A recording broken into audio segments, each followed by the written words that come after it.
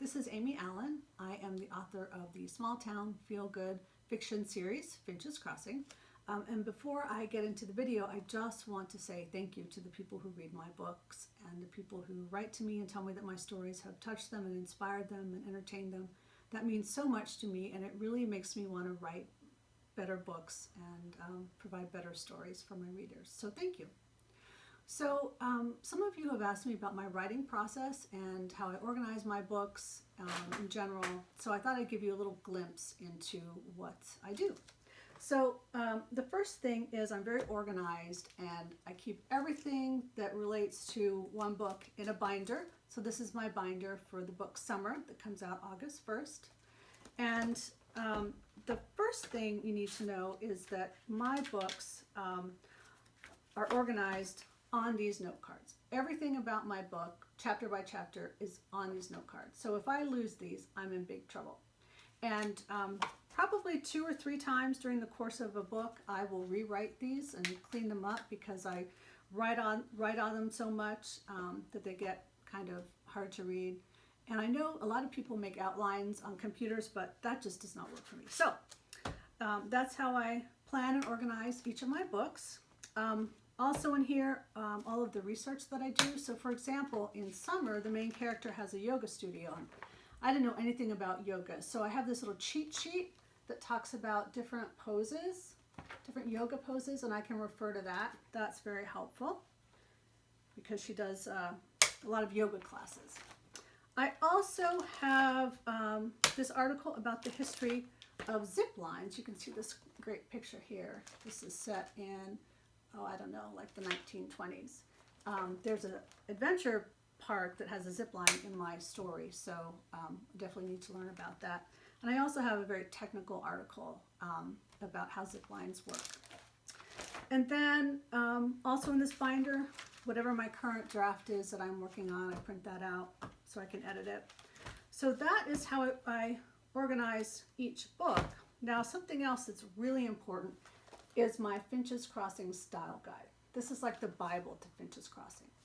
So in this, I keep a list of all of my characters, their names, their descriptions, how old they are, lots of characters. You can see how many there are.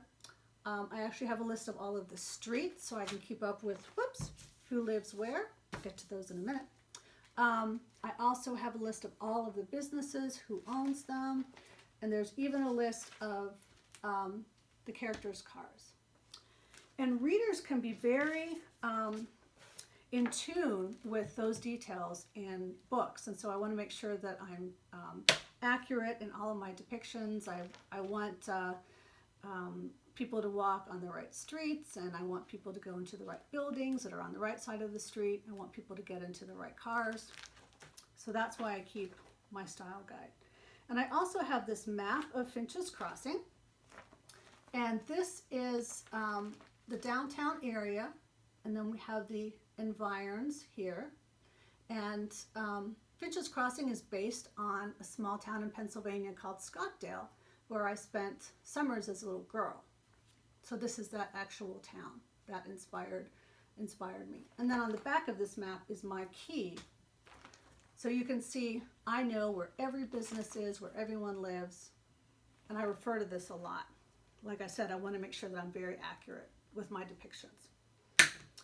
Okay, now these pictures that fell out. So I'm very visual, and so I keep reference materials like photographs. So this is a picture of the gazebo that's in Gazebo Park in Scottdale, Pennsylvania. And it is the inspiration, like I said, for Finch's Crossing. So this gazebo actually appears in my books as well. And then the Greystone Manor, I love this one. This was a private residence in Scottdale, and in my books, it is the Greystone Bed and Breakfast. And I just think that's a beautiful building. So I keep these pictures not just for accuracy, but also for inspiration. All right, so that's a little glimpse into my writing process and how I organize. My books are available anywhere that you can buy books online. Autumn and Spring are books 1 and 2, and those are out now. Books 3 and 4 Summer will be out in August and winter will be out in January 2021. So thank you for watching. I hope you enjoyed it, and I'll see you on the next video.